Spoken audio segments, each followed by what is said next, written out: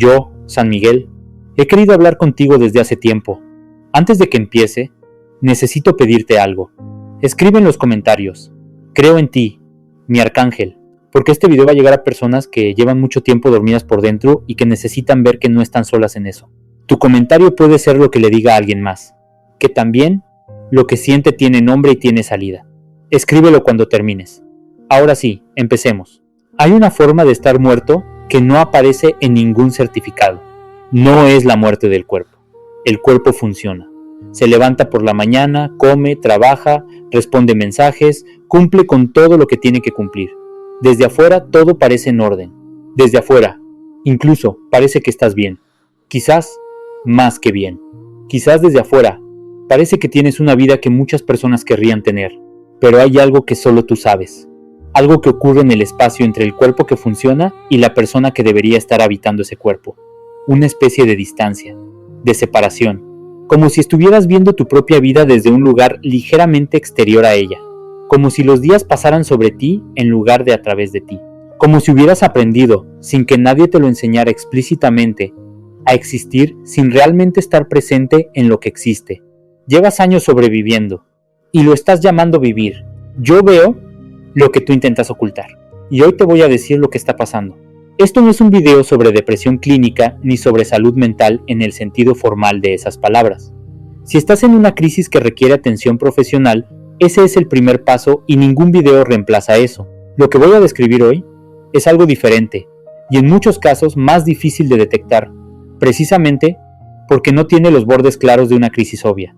Es más silencioso, más gradual, más parecido a la normalidad de lo que cualquier persona querría admitir.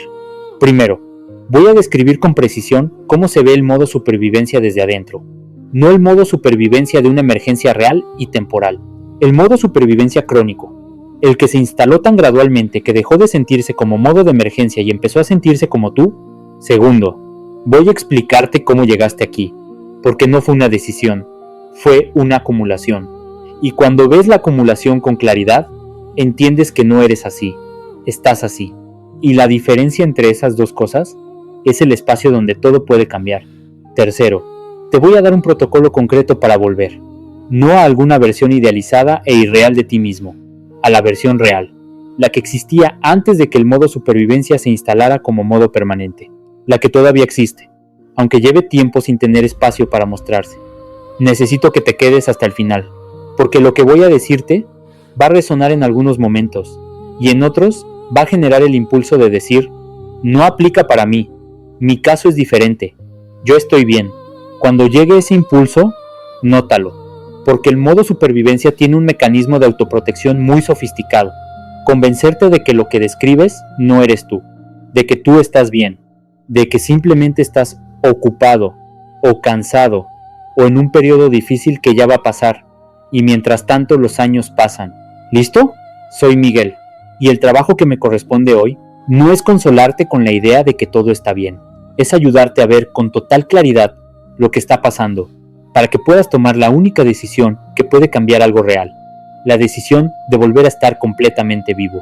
El modo supervivencia no empieza de golpe, nunca empieza de golpe. Esa es precisamente la razón por la que es tan difícil detectarlo mientras ocurre. Empieza con una temporada difícil, una pérdida, una crisis, una etapa de alta presión, un periodo donde las demandas superan los recursos disponibles y el sistema tiene que adaptarse para poder seguir funcionando. Y el sistema se adapta. Eso es lo que hacen los seres humanos. Se adaptan. La adaptación en ese momento es correcta y necesaria. Reduces lo que no es urgente para poder atender lo que sí lo es. Pones en pausa lo que puede esperar para poder sostener lo que no puede. Bajas el volumen de tus propias necesidades para poder responder a las necesidades del entorno. Aprendes a funcionar con menos de lo que necesitas porque es lo que la situación requiere y porque confías en que es temporal. El problema no fue la adaptación. El problema es que la temporada difícil pasó, o se transformó en otra cosa, o simplemente se normalizó hasta dejar de percibirse como excepcional, y la adaptación se quedó. El sistema que se configuró para una emergencia siguió operando como si la emergencia continuara. El volumen bajo de tus propias necesidades se volvió el volumen habitual. La pausa de lo que importaba se convirtió en el estado por defecto, y el modo temporal de supervivencia se instaló como el modo permanente de vida. Y para cuando llegaste al punto de notar que algo no estaba bien, ya llevaba tanto tiempo instalado que ya no sabías con certeza cómo era antes. Ya no recordabas con precisión cómo se sentía estar completamente presente. Ya no tenías una referencia clara de cómo era vivir sin esa distancia constante entre el cuerpo que funciona y la persona que debería habitarlo. Hay 10 señales de que el modo supervivencia se instaló como modo permanente en tu vida. Quiero que mientras las escuchas, las evalúes en el presente, no en algún periodo difícil del pasado, en este mes, en esta semana, en cómo te despiertas por la mañana y cómo te acuestas por la noche y en todo lo que pasa en el medio. La primera señal es que te levantas por la mañana sin que haya algo hacia lo que ir. No me refiero a que no tengas agenda. La agenda está llena, las responsabilidades están claras, los compromisos están establecidos, pero cuando abres los ojos por la mañana, antes de que la mente empiece a hacer el inventario del día, hay un momento de fracción de segundo donde el sistema pregunta de manera casi automática ¿para qué? Y la respuesta que llega no tiene la calidad de las ganas, tiene la calidad del deber. Tienes que levantarte porque hay cosas que atender, personas que dependen de ti, compromisos que cumplir, no porque haya algo que genuinamente te llame a estar despierto. La diferencia entre levantarse hacia algo y levantarse porque toca es enorme aunque desde afuera produzca el mismo resultado. Porque una es energía que se genera y la otra es energía que se gasta. Una te lleva al final del día con algo de lo que partiste, la otra te lleva al final del día con menos. Y si llevas meses o años operando desde la segunda, el déficit acumulado es lo que sientes como ese cansancio de fondo que no se resuelve con dormir. La segunda señal es que el placer se volvió funcional.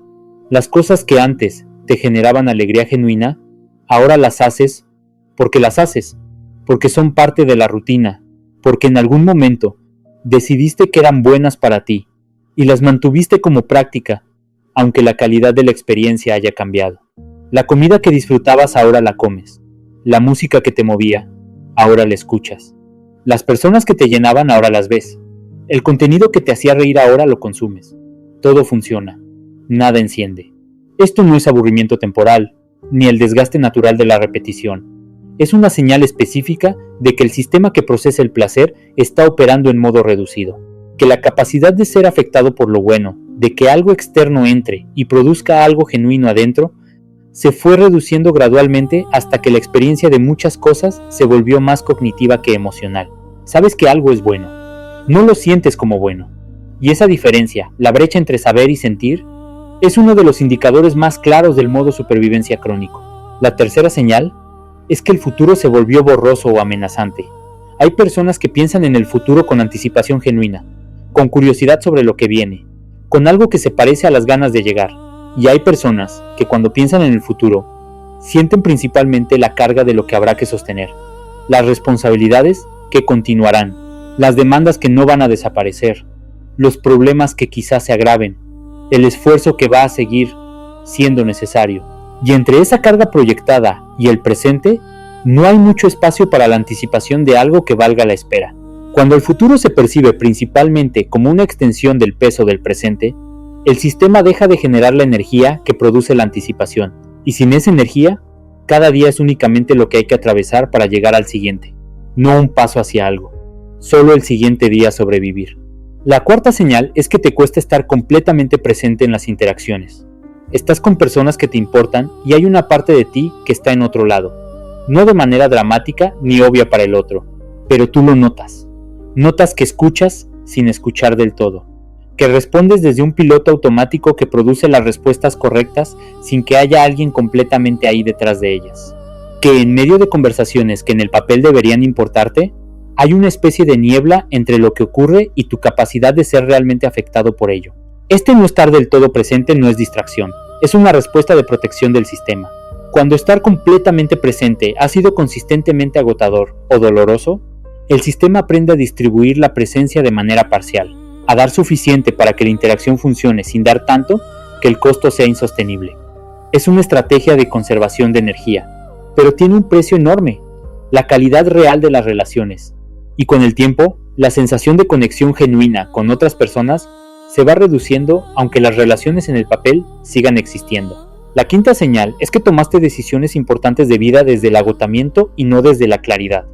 Hay decisiones que tomaste en algún punto del camino, donde el criterio principal no fue lo que querías ni lo que te hacía sentido, sino lo que podías sostener desde donde estabas, lo que requería menos energía, lo que generaba menos conflicto, lo que producía menos incomodidad en el entorno, y esas decisiones se acumularon, y la acumulación de decisiones tomadas desde el agotamiento produce una vida que funciona, pero que en algún nivel fundamental no fue elegida. Fue el resultado de lo que era posible cuando los recursos estaban al mínimo, no de lo que era verdadero cuando los recursos estaban disponibles. La sexta señal es que te cuesta recordar con detalle la última vez que sentiste genuina ligereza. No felicidad perfecta ni ausencia de problemas. Ligereza. Esa sensación específica de que el cuerpo y la mente no están cargando nada extra. De que el momento presente es suficiente exactamente como es. De que no hay nada urgente que resolver ni nada pendiente que pesa. Esa sensación de que simplemente estás, sin el inventario de preocupaciones activo en segundo plano. Si tienes que ir muy atrás en el tiempo para encontrar un momento así, si los que recuerdas son escasos o borrosos o tan distantes que ya casi no tienen textura concreta, eso es información. Información sobre cuánto tiempo lleva el sistema operando sin ese descanso real. Y un sistema que lleva mucho tiempo sin ese descanso real eventualmente empieza a operar únicamente en modo de conservación, haciendo solo lo necesario para seguir funcionando, sin excedente para nada que no sea urgente. La séptima señal es que tienes hábitos de escape que no reconoces como escape. El teléfono que agarra la mano solo, las series que empiezan como una y terminan siendo 4 horas de fondo, la comida que no es hambre, el alcohol que no es celebración, las compras que no llenan nada, el scroll infinito que no busca nada específico pero tampoco puede detenerse, el ruido constante que llevas contigo, las conversaciones de fondo, el podcast, la música, cualquier cosa que llene el silencio antes de que el silencio pueda decir algo. Estos hábitos no son vicios en el sentido moral, son respuestas adaptativas a un sistema que aprendió que el silencio y la quietud son incómodos, porque en el silencio y la quietud aparecen cosas que el modo supervivencia prefiere no procesar, preguntas sobre si esto es todo, emociones que no tuvieron espacio de ser sentidas cuando ocurrieron y que siguen esperando, claridad sobre cosas que requerirían, decisiones que aún no estás listo para tomar. El escape no es debilidad, es la respuesta lógica de un sistema que ya no tiene capacidad para sentarse con lo que hay. Pero mientras el escape continúa, lo que espera, sigue esperando, y crece. La octava señal es que tu cuerpo lleva hablándote un tiempo y no lo has escuchado. La tensión que vive en los hombros o en la mandíbula o en el pecho. El sueño que no repara aunque las horas sean suficientes. Los dolores que no tienen causa identificable pero que reaparecen con una regularidad que ya empiezas a tratar como normal. La energía que baja de manera constante aunque los análisis digan que todo está bien. El sistema inmune que falla más frecuentemente. El cuerpo que se enferma en los momentos de descanso, como si la única manera de detenerse que el sistema conoce fuera forzar la parada desde adentro. El cuerpo no miente, el cuerpo registra todo lo que la mente prefiere no procesar, y la acumulación de lo no procesado tiene expresión física siempre, no porque seas hipocondriaco, porque el sistema nervioso, y el sistema inmune, y el sistema digestivo, y prácticamente todo lo que el cuerpo hace, está conectado con el estado emocional de una manera que la fisiología documenta con total claridad. Lo que no sale por la mente sale por el cuerpo, y si el cuerpo lleva tiempo hablando, vale la pena empezar a escuchar lo que dice. La novena señal es que perdiste contacto con lo que te hacía ser tú antes de que todo se pusiera pesado. Hay cosas que hacías, formas de ser, maneras de estar en el mundo, que pertenecen a una versión de ti que recuerdas pero que ya no encuentras fácilmente en el presente. Quizás era una curiosidad natural, que te llevaba a aprender cosas por el placer de aprenderlas. Quizás era un sentido del humor que salía solo sin esfuerzo. Quizás era una generosidad espontánea que no requería motivarte para activarla. Quizás era una capacidad de asombro ante cosas simples.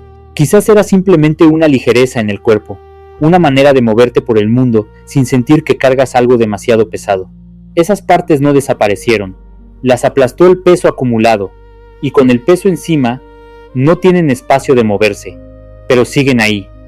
Y una de las señales más claras de que el modo supervivencia se instaló como permanente es exactamente esa, la distancia que sientes entre quién eres ahora y quién recuerdas haber sido, no como nostalgia romántica del pasado, como una señal concreta de que algo que es tuyo lleva tiempo sin tener espacio de existir.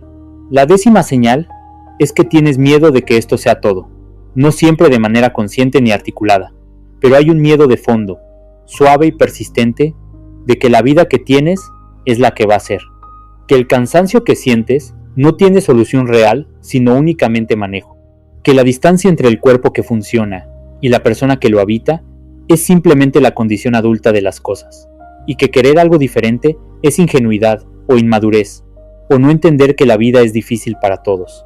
Ese miedo es el más paralizante de todos, porque convierte la resignación en realismo, y mientras la resignación se disfraza de realismo, no hay movimiento posible, porque moverse requiere creer que hay un lugar diferente al que llegar, y si has decidido que este lugar es el único disponible, la energía para el movimiento no tiene a dónde ir. No es todo, pero mientras ese miedo opere sin ser cuestionado, se siente como si lo fuera. ¿Cuántas de estas 10 señales reconoces en tu vida ahora mismo? No en alguna versión abstracta de tu historia, en este mes concreto, en cómo te despiertas, en cómo te relacionas, en cómo vives cada día. Si son 5 o más, lo que viene ahora es lo más importante que vas a escuchar hoy. Nadie elige el modo supervivencia crónico. Nadie se despierta un día y decide, voy a desconectarme de mi propia vida y voy a operar en modo reducido indefinidamente. Lo que ocurre es más complejo y más humano que eso, y entenderlo no es una excusa para quedarse donde estás. Es el mapa para salir. La primera causa es la acumulación de pérdidas no procesadas. No solo las pérdidas grandes y obvias, también las pequeñas. La versión de tu vida que imaginabas y que no ocurrió. La relación que no fue lo que esperabas. El sueño que quedó en el camino sin que nadie organizara un ritual de cierre. La identidad que dejaste atrás cuando las circunstancias cambiaron. Las partes de ti que fuiste dejando porque el entorno no tenía espacio para ellas. Cada una de esas pérdidas, si no fue procesada, se quedó, no desapareció. Se acumuló en algún lugar del sistema que no tiene nombre pero que tiene peso. Y el peso acumulado de pérdidas no procesadas es exactamente esa sensación de fondo de cargar algo que no puedes identificar con precisión, pero que está siempre ahí. La segunda causa es el exceso de responsabilidad sin espacio de reposo. Hay personas que en algún punto de su historia se convirtieron en el sostén principal de algo o de alguien, del hogar, de una familia, de un negocio, de una relación, de la estabilidad emocional de personas cercanas. Y ese rol de sostén es real y en muchos casos fue elegido con amor y con conciencia, pero tiene un requisito que rara vez se nombra. Necesita espacio de reposición, necesita momentos donde quien sostiene es sostenido, donde quien cuida es cuidado, donde quien resuelve puede soltar el problema por un rato y simplemente existir sin tener que resolver nada. Si ese espacio no existe, el sistema que sostiene empieza a operar desde las reservas, y cuando las reservas se agotan, sigue operando desde algo más profundo y más costoso, y eventualmente llega al modo mínimo, donde hace lo que tiene que hacer para que nada colapse, pero ya no tiene nada extra, nada para el disfrute, nada para la curiosidad, nada para la alegría espontánea, solo lo suficiente para seguir de pie. La tercera causa es el aprendizaje de que las propias necesidades son secundarias. Hay personas que aprendieron desde muy temprano, a veces de manera explícita, y a veces simplemente por observar cómo funcionaba el sistema familiar, que sus necesidades eran menos urgentes que las de los demás, que pedir atención o cuidado o espacio era una forma de ser carga, que la forma de ser amado y valorado era siendo útil, siendo fuerte, siendo el que no necesita, y construyeron una identidad entera sobre ese aprendizaje. El problema es que las necesidades no desaparecen porque no sean atendidas, se acumulan, y un sistema que lleva mucho tiempo sin tener sus necesidades atendidas, aprende a no sentirlas con tanta intensidad, porque sentirlas sin posibilidad de atenderlas es doloroso. Aprende a embotarse, y ese embotamiento es adaptativo en el corto plazo y devastador en el largo, porque no discrimina. Embota el dolor y también embota la alegría. El placer y el sufrimiento pasan por el mismo sistema. Cuando ese sistema se baja de volumen, se baja todo. La cuarta causa es el trauma de baja intensidad sostenido en el tiempo. No el trauma de un evento catastrófico único, el trauma de años de una relación que drenó la energía de manera constante, de un entorno laboral que exigía más de lo razonable de manera crónica, de una dinámica familiar que nunca fue segura del todo, aunque nunca fuera tampoco una emergencia obvia, de vivir durante años en un estado de alerta leve pero constante, de tener que monitorear el estado de ánimo de alguien, de no poder relajarse completamente porque nunca era completamente seguro hacerlo. El sistema nervioso no distingue entre estrés agudo de alta intensidad y estrés crónico de baja intensidad. Ambos mantienen el cuerpo y la mente en modo alerta. Y un cuerpo y una mente en modo alerta sostenido durante años, eventualmente aprenden a operar en ese modo como si fuera su estado natural. Y cuando finalmente las circunstancias cambian, cuando el estímulo estresor se va, a veces el sistema no sabe cómo desactivar la alerta, porque ya no recuerda cómo es no estar en alerta. La quinta causa es la desconexión espiritual silenciosa. No necesariamente la pérdida de fe en el sentido formal, sino la pérdida de contacto con algo que daba sentido, con una práctica que anclaba, con una conexión con algo mayor que el día a día inmediato que daba perspectiva, y que sostenía en los momentos donde el día a día inmediato era demasiado pesado para sostenerse solo. Esa conexión se fue perdiendo gradualmente, sin un momento dramático de ruptura, simplemente por desuso y por el agotamiento que no dejaba espacio para cosas que no fueran urgentes. Y el espacio que dejó no quedó vacío, lo llenó la urgencia de lo cotidiano, lo llenó el modo supervivencia, y sin ese ancla, sin ese referente de sentido que era más grande que el problema inmediato, cada problema se volvió más pesado porque ya no había perspectiva desde dónde reducirlo a su tamaño real. Déjame contarte sobre alguien. Tenía 42 años y desde afuera tenía la vida que se supone que uno construye con 4 décadas de esfuerzo. Una familia, un trabajo que pagaba bien, una casa, salud, las cosas básicas cubiertas y algunas cosas más que básicas también. Por fuera, todo en orden. Por dentro llevaba 6 años sin llorar. No porque no hubiera tenido razones. Había tenido pérdidas reales, momentos difíciles, situaciones que en cualquier otra persona hubieran producido lágrimas. En él no producían nada, y eso que no producían nada no lo vivía como fortaleza, lo vivía como algo más parecido al vacío, como si el circuito que conecta lo que pasa afuera con lo que se siente adentro se hubiera desconectado en algún momento sin que él supiera exactamente cuándo. Lo que sí recordaba era cuando empezó a sentirse diferente. Había sido un periodo de varios años, donde las demandas se habían acumulado de una manera que en su momento pareció manejable, porque cada nueva demanda llegaba de manera gradual y no todas a la vez.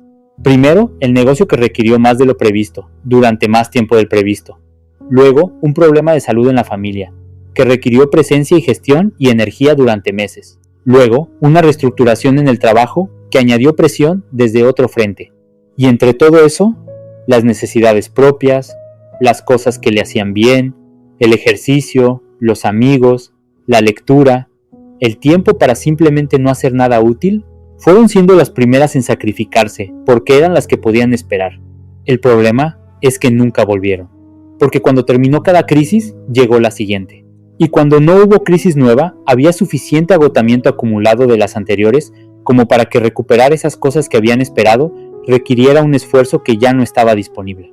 Y así, sin que nadie lo decidiera, sin que ningún día específico marcara el antes y el después, el hombre que disfrutaba genuinamente de cosas simples, que tenía una curiosidad natural sobre el mundo, que podía reírse con facilidad, que sentía cosas con claridad y sin vergüenza, fue siendo reemplazado por alguien que funcionaba, que cumplía, que respondía, que estaba presente en el papel, pero que ya no estaba del todo.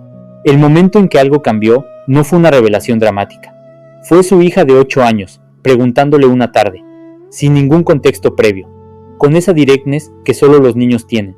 «Papá, ¿estás triste?» Y él iba a responder que no, que estaba bien, que solo estaba cansado. Pero algo en la pregunta lo detuvo, porque la pregunta no era si estaba triste. La pregunta, en la percepción de su hija, era si estaba presente, si era él quien estaba ahí, o si era la versión que funcionaba pero que no era completamente él.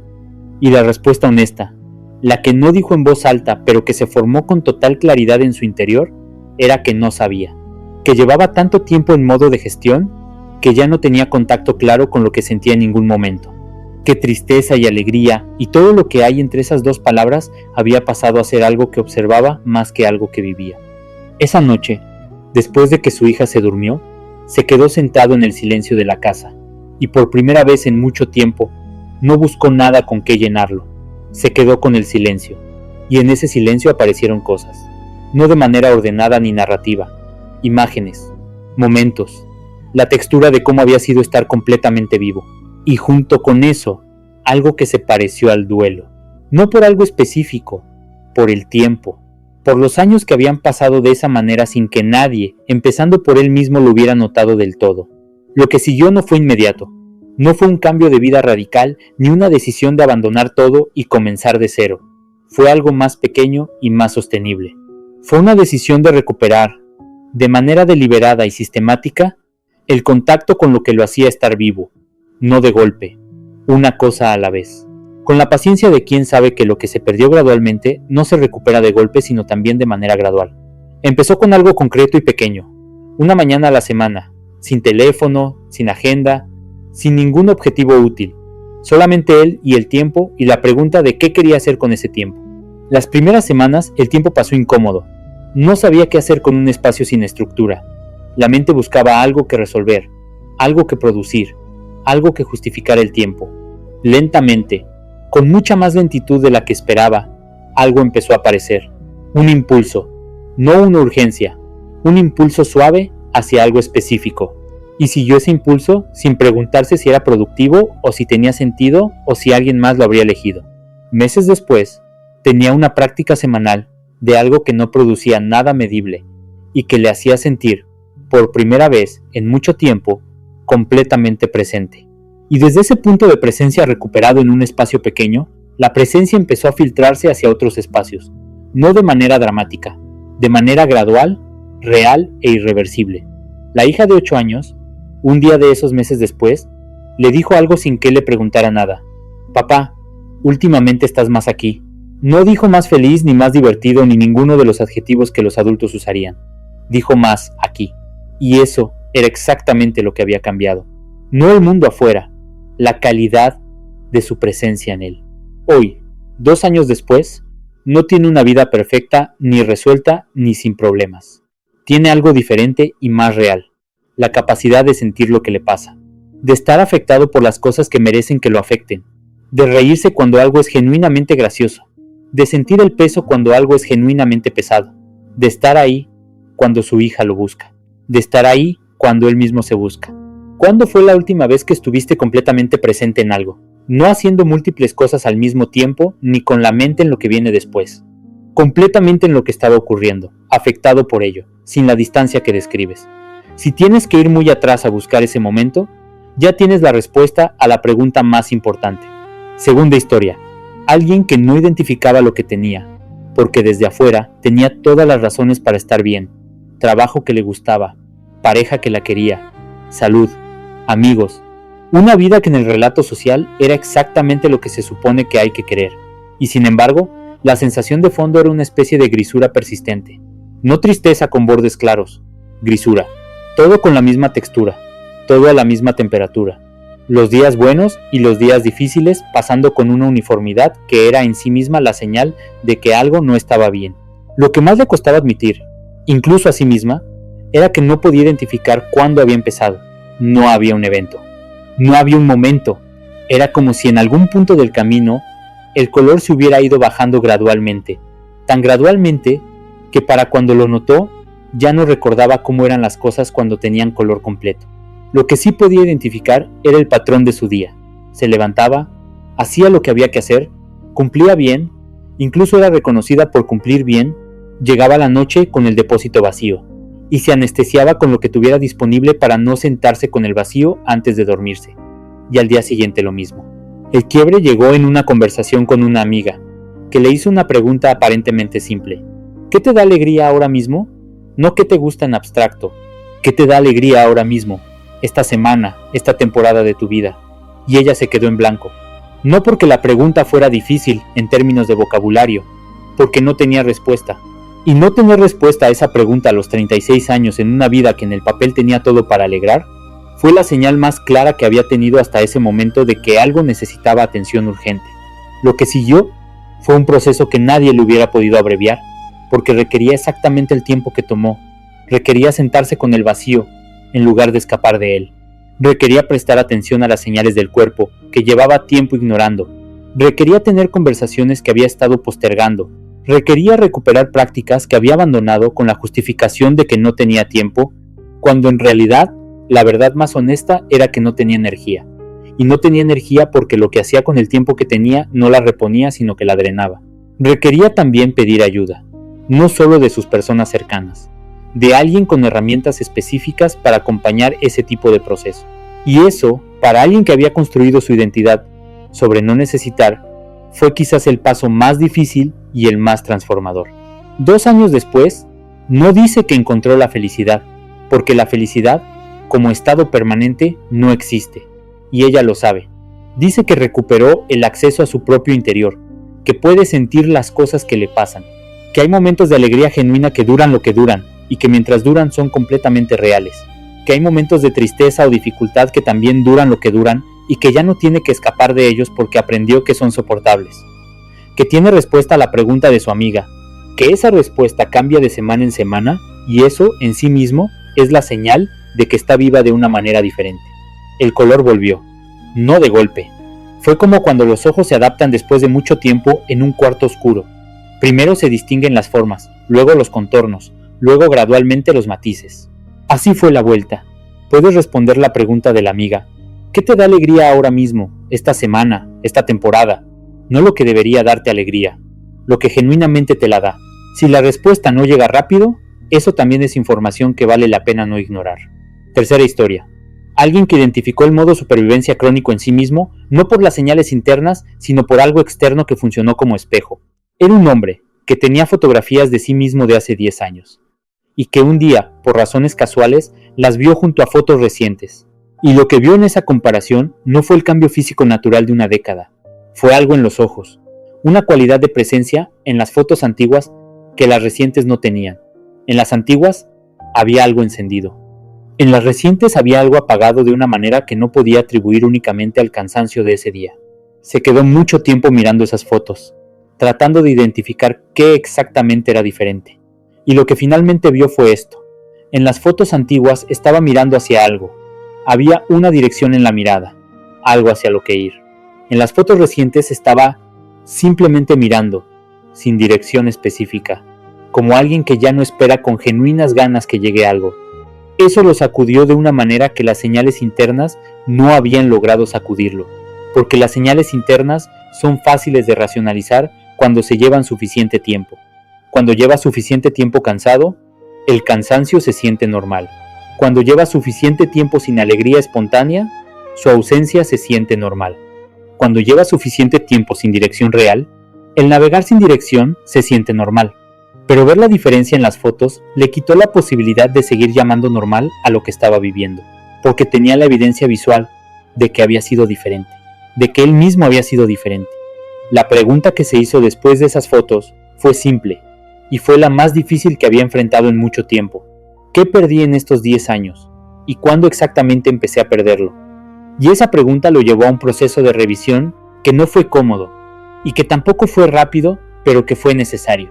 Lo que encontró no fue un evento, fue exactamente lo que describí antes, una acumulación. Una serie de pequeñas renuncias que en su momento parecieron razonables y que sumadas produjeron la persona apagada de las fotos recientes. Y con esa claridad, con ese mapa de cómo había llegado ahí, pudo empezar a deshacer el camino, no de golpe, con la misma gradualidad con que se había hecho, pero en dirección opuesta. Hoy, 4 años después, tiene fotos nuevas. Y en esas fotos hay dirección en la mirada otra vez, no perfecta, no sin señales de lo que ha vivido, pero viva, completamente viva. Si miraras fotos tuyas de hace 10 años y las compararas con una de hoy, ¿qué verías en los ojos? No te pido que me respondas a mí, te pido que te respondas a ti con la honestidad que esa pregunta merece. Ahora viene la parte más importante de todo lo que has escuchado hoy, la parte que no todos quieren escuchar, pero que todos los que llegaron hasta aquí necesitan. Parte de estar donde estás tiene razones externas legítimas, las circunstancias que acumularon el peso, las pérdidas que no tuvieron espacio de ser procesadas, las demandas que superaron los recursos disponibles durante demasiado tiempo, el entorno que no generó las condiciones para que pudieras reponerte. Todo eso es real y tiene peso, y no lo descarto. Pero hay una parte que es completamente tuya, y esa es la única que puedes cambiar desde donde estás. Los hábitos de escape que mantienes porque son más fáciles que sentarte con lo que hay. El silencio que llevas tiempo sin permitirte, porque en el silencio aparecen cosas que prefieren no aparecer, las prácticas que abandonaste porque el modo supervivencia las marcó como no urgentes y nunca las recuperaste aunque el periodo urgente pasara, las conversaciones que necesitas tener y que llevas postergando, la ayuda que necesitas pedir y que no pides porque pedir requiere admitir que algo no está bien y admitirlo hace que sea más real, la decisión de que mereces estar completamente vivo, no solo funcionando, que todavía no has tomado de manera consciente y con todas las implicaciones que tiene. Escúchame con toda la atención que puedas reunir ahora mismo. No estás roto, estás agotado. Y estás agotado porque llevas demasiado tiempo dando sin recibir, sosteniendo sin ser sostenido, funcionando sin vivir, estando presente para todo y para todos excepto para ti mismo. Y la diferencia entre las dos cosas es fundamental. El roto necesita que alguien más lo repare. El agotado necesita reponerse. Y la reposición no es un lujo, ni un privilegio, ni algo que ocurre cuando todo lo demás está resuelto. La reposición es una necesidad básica del sistema. Sin ella, eventualmente el sistema que funciona se detiene, o sigue funcionando desde un lugar tan reducido que ya no es vida. Es gestión de la sobrevivencia. Eso termina hoy. Si tú lo decides, lo que viene ahora es el protocolo. No 9 cosas que añadir a una vida ya sobrecargada. 9 prácticas que cambian el ángulo desde el que operas, que van quitando el modo supervivencia capa por capa, que van recuperando el acceso a partes de ti que llevan tiempo sin tener espacio. El primer paso es nombrar lo que hay sin editarlo. Necesitas un momento. Puede ser hoy mismo, antes de que termine el día, donde te sientas en silencio con papel o donde puedas escribir, y respondes con honestidad radical a 3 preguntas. Primera, ¿cuándo fue la última vez que sentí que estaba completamente vivo? No cuándo fue la última vez que estuve bien. ¿Cuándo fue la última vez que sentí el tipo de presencia plena que distingue vivir de sobrevivir? Segunda, ¿qué perdí en el camino al modo supervivencia? ¿Qué partes de mí, qué prácticas, qué conexiones, qué maneras de ser? Tercera, ¿qué he estado evitando sentir con todos los mecanismos de escape que tengo activos? No te pido que respondas perfectamente, te pido que respondas honestamente, sin editar para que las respuestas suenen más razonables o menos alarmantes. La primera respuesta que llega es la verdadera. Escríbela aunque incomode, porque no puedes trabajar con lo que no has nombrado, y nombrarlo no lo hace más real. Ya es real, nombrarlo lo hace manejable. El segundo paso es recuperar una práctica que abandonaste y que te hacía sentir completamente tú. No la práctica más importante, ni la más productiva, ni la que tiene más impacto en tu vida externa. La que más te conectaba contigo mismo.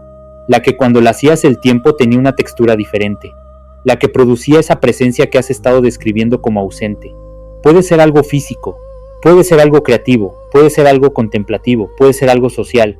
Lo que sea que cuando lo hacías producía la sensación de estar completamente en lo que estás. Esa práctica vuelve a tu semana esta semana.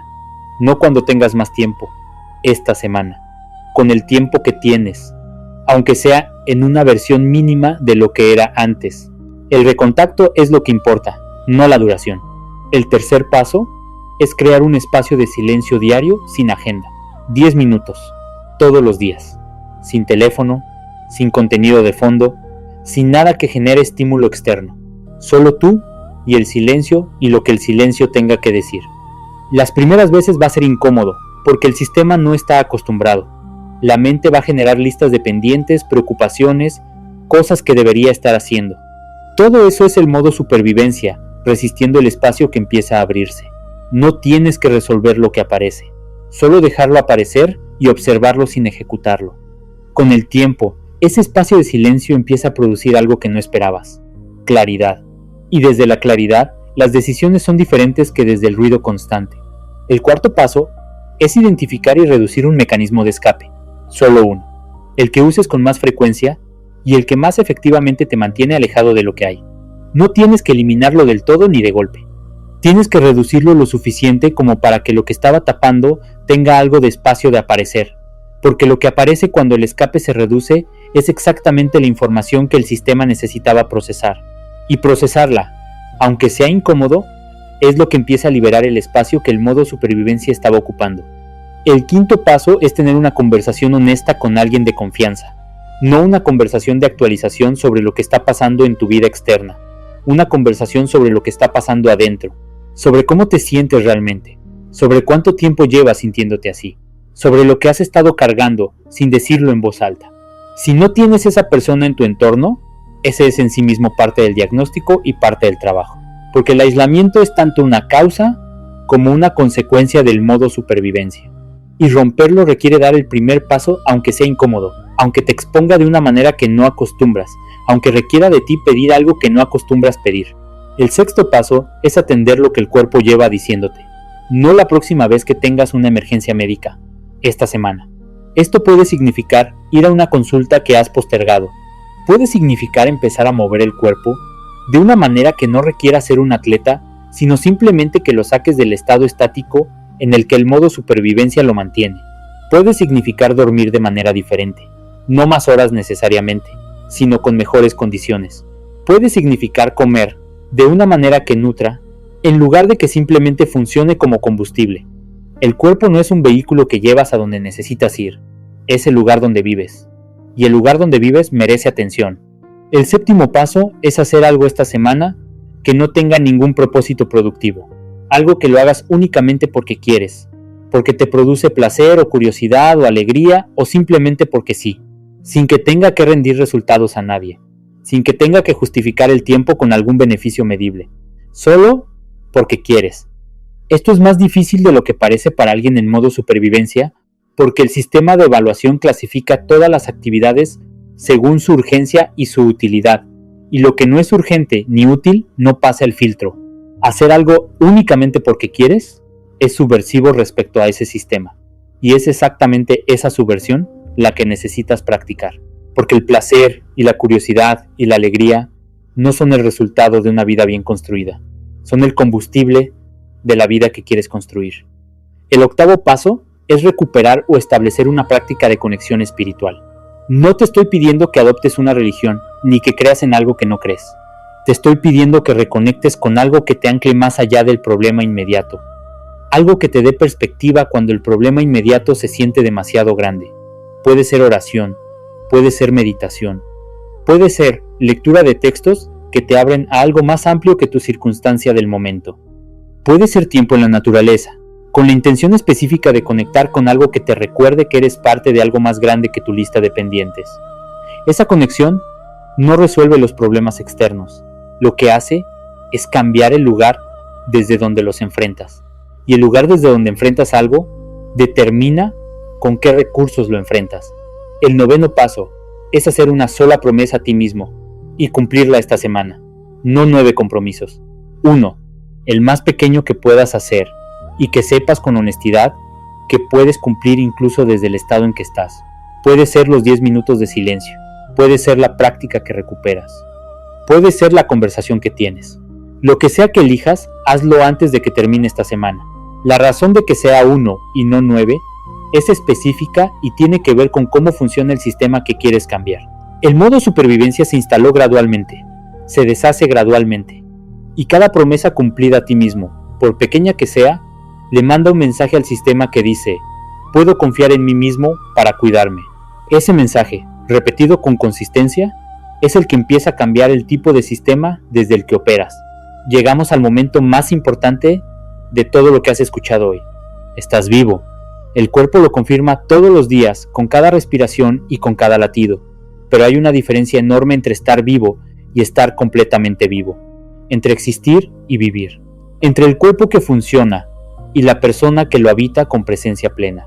Mereces estar completamente vivo. No cuando resuelvas todos los problemas pendientes, porque nunca estarán todos resueltos al mismo tiempo. No cuando termines de cumplir con todo lo que tienes que cumplir, porque la lista no termina nunca.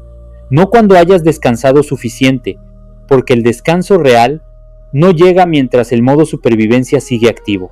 Ahora, con la vida que tienes, con los problemas que tienes, con el cansancio que tienes, ahora mismo, empezando con decisiones pequeñas que van en la dirección correcta, porque los años pasan.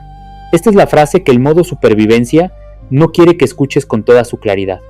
Los años pasan mientras el modo supervivencia te convence de que vas a volver a estar completamente vivo cuando las circunstancias sean mejores. Y las circunstancias son mejores cuando resuelves esto. Y resuelves esto cuando tienes más energía. Y tienes más energía cuando estás mejor. y estás mejor cuando las circunstancias sean mejores. Y el ciclo sigue, y los años pasan dentro del ciclo.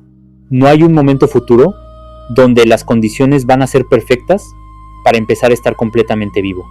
El momento es este, con las condiciones que hay, con los recursos que hay, con el cansancio que hay. Y el primer paso no tiene que ser grande, tiene que ser real, tiene que ser hoy.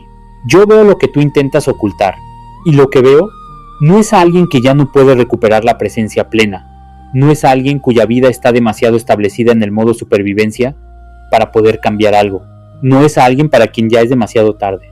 Lo que veo es a alguien que tiene suficiente de lo que necesita para dar el primer paso, que llegó hasta aquí porque en algún nivel que todavía funciona, sabe que hay algo diferente disponible, que todavía siente, aunque sea suavemente y desde lejos, el contraste entre sobrevivir y vivir, que ese contraste todavía le importa lo suficiente como para que este video lo haya mantenido presente hasta el final. Eso no es poco, eso es exactamente lo que necesitas para empezar. Hoy el modo supervivencia empieza a ceder terreno. Hoy empieza el regreso a estar completamente vivo, no de golpe, un paso. Esta semana, si tú lo decides, antes de que te vayas, 4 cosas. Primera, escribe en los comentarios esa palabra que te pedí al principio. Despierto. Una sola palabra, sin contexto ni explicación. Porque hay personas que van a ver este video en un momento donde esa palabra va a ser exactamente lo que necesitan ver. Tu comentario puede ser el espejo que alguien más necesita para reconocerse. Y si quieres añadir algo más, si quieres decir cuántas de las señales reconociste, si quieres nombrar algo de lo que escuchaste que te llegó, este es el espacio. Segunda, hay alguien en tu vida que funciona impecablemente por fuera y que llevas tiempo sintiendo que no está del todo presente por dentro, que cumple con todo y que sin embargo tiene algo apagado que tú puedes ver aunque quizás nunca haya sido nombrado. Mándale este video hoy, sin presión, sin texto largo, solo. Sentí que esto era para ti. A veces, lo que necesita una persona no es que alguien le resuelva el problema, es que alguien le diga que lo ve. Tercera, suscríbete y activa la campana ahora mismo. El próximo mensaje que viene en este canal va directo a la raíz de algo que el modo supervivencia usa para mantenerse en su lugar. Algo que opera tan silenciosamente que la mayoría de personas no lo reconoce como parte del problema, aunque lo experimenten todos los días. Si llegaste hasta aquí, ese mensaje te corresponde. Y el algoritmo no garantiza que te llegue si no estás activo y suscrito. Cuarta, comparte este video con alguien hoy, porque hay personas en tu entorno que están exactamente donde estás tú, pero que no tienen palabras para nombrarlo, que lo llaman cansancio o estrés, o que ya son así, que no saben que lo que sienten tiene un nombre más preciso y una salida más concreta. Dale las palabras, dale el mapa. Una última cosa, yo veo lo que tú intentas ocultar. Y lo que veo detrás del cansancio, detrás de la distancia, detrás del cuerpo que funciona sin la persona que lo habita completamente, es a alguien que todavía está ahí, que no se fue aunque lleve tiempo sin tener espacio, que todavía siente aunque sea desde lejos, que todavía quiere algo diferente aunque haya dejado de creer que está disponible. Está disponible. La persona completa que llevas tiempo sin ver con claridad todavía existe. El modo supervivencia la cubrió, no la borró. Hoy empieza el regreso. Si tú lo permites,